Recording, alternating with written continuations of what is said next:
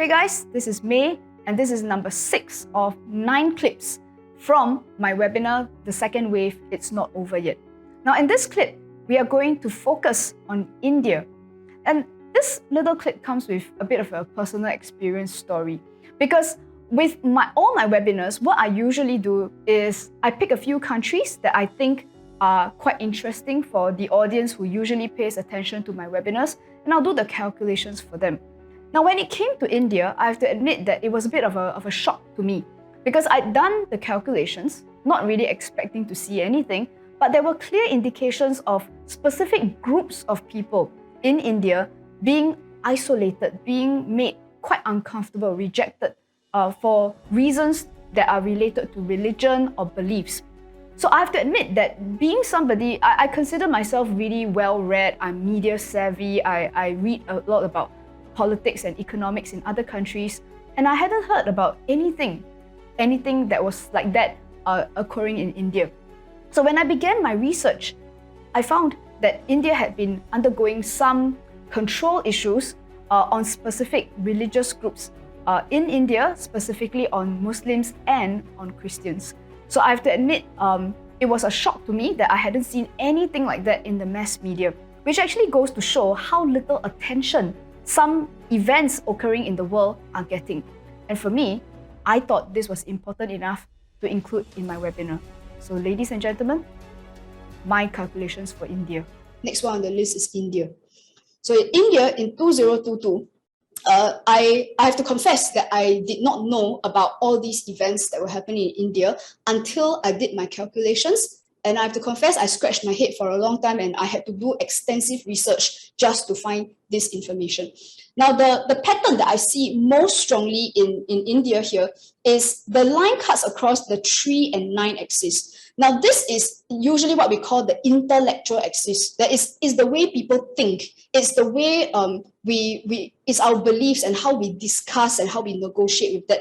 Now, anything that affects the moon, earlier what we saw with Malaysia is anything that hits the moon will start to affect the regular people that is on the ground. So not the politicians, but we're talking about like aunties and uncles on the ground. Now, what I see here is that there's a denial and oppression of beliefs and of people's lives. This starts as early as the 3rd of February 2022.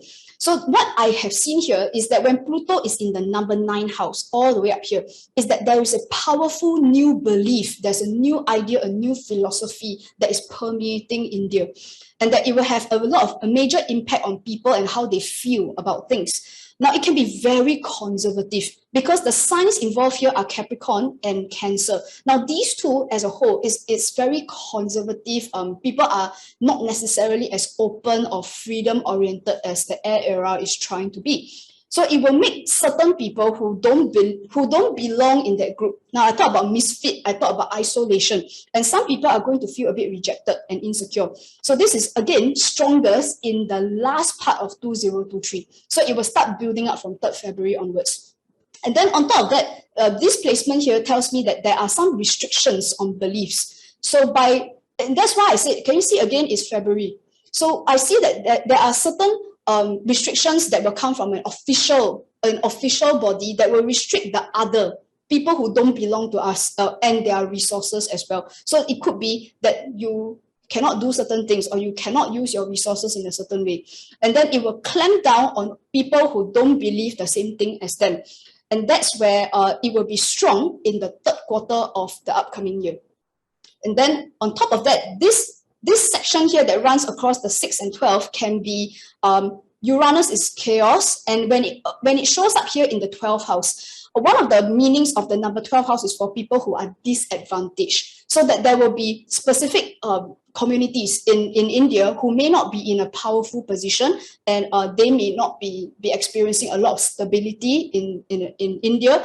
And I would even go as far as to say that sometimes it can go as far as some form of even violence and opposition to beliefs. It will start to ramp up strongly from July onwards. So there are rogue responses to the other and their resources, and like strong there. I'm not done. Okay, so and for the average person, when this cuts down between 5 and 11, it also means that on the ground with like regular people, the planets of Jupiter and Neptune here actually suggests that it is to do with even the average person and your beliefs, what's happening in our society. So you find that the community becomes more and more religious. And also the rise of beliefs, like a new religion, and a lot of this identity. So that means when you ask yourself, like, what does it mean to be Indian? And it could be built around a religious or spiritual belief. And there may even be laws against certain beliefs. So in that sense, what I want to emphasize here is that the openness of an expression of beliefs might be quite restricted in India in the upcoming years. So let's put this in the timeline. It starts from February. There's a denial and oppression of beliefs. And then it may be accompanied with some official restrictions on what some people can do and what they cannot do. And then by about July, people are not so friendly. And at the same time, the religiousness will start to rise. Now, those of you who are familiar with history, I mean, the story that I'm telling it sounds a bit familiar. It didn't happen in India. It happened. The patterns that I'm seeing here happen in a very different country, and I don't think we like the outcome of that. Okay, so and there are some other patterns here. These sections where you start to see the stack up is when you will probably notice more of the activity is ramping up. Now, I in the interest of time, I'm not going to show more charts because it's not like you can read. Most of you can't read them. So I'd rather just give you a quick glance of 2023 and all these patterns that I see in 2022, they continue into 2023. So that means, again, I don't want anyone to be lured into that Trojan horse happiness that, oh, we don't hear any more news and therefore it is okay and it's done. Okay, so if you are like me and I have not kept up with events in India, I was very surprised to see this. So this was an article that was posted last year. And apparently it says here that there is a rising homecoming campaign that is aimed at returning non-Hindus into the Hindu fold and creating what is known right now as Hindu Rashtra or Hindu state. And you can see here, India is actually majority Hindu. I think we know that. Muslims make up 14% and Christians are just 2%. And it says here also that the senior officials have brushed aside any assertion that the ruling party was driving a wedge between religious groups. I think there are other articles coming out about nationalism and so on and so forth. And I think for a lot of us, it's really to think about why should you care?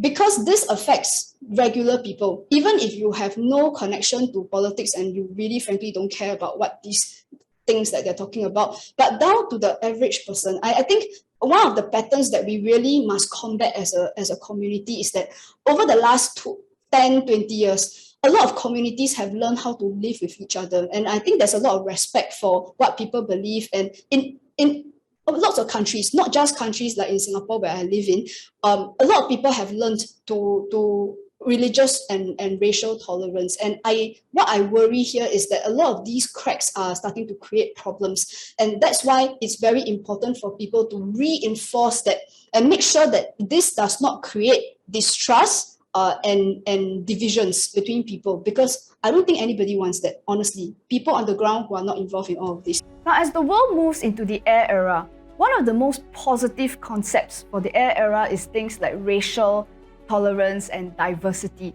And that is why it's also very distressing for a lot of people that there are still communities that will use this period of time to suppress specific communities and to make them feel unacceptable. And I think for all my viewers who are watching this, whether you live in India or you're anywhere else in the world, because I don't think it's only just India in which things like these are happening. So while we are celebrating various groups of people coming out and sharing their ways of life, be it different types of belief groups or even groups like LGBTQ or any other kind of groups that are campaigning for diverse views and alternatives, I think it's important for us to recognize that there are certain ideas that could be threats to that. I think we have seen already in history that when humans have decided to judge each other and to deem certain groups of people as being unacceptable, it hasn't ended well for us, and it's in extreme cases have ended up in lots of people getting hurt and people getting very regretful afterwards. So that's probably not where we want to go. And for the people who are watching this, since you are getting a forecast of such events happening, it's quite important that we keep our groundedness and to pay attention to such ideas that threaten the fabric of society, and that we want to be the voice of reason. Tell people this is possibly not the way we want to go. Okay, and this is clip number 6. So keep watching. We still have 3 more clips to go. And in the next clip, I'm going to move a little bit more into a country that people are very excited about, and that would be China.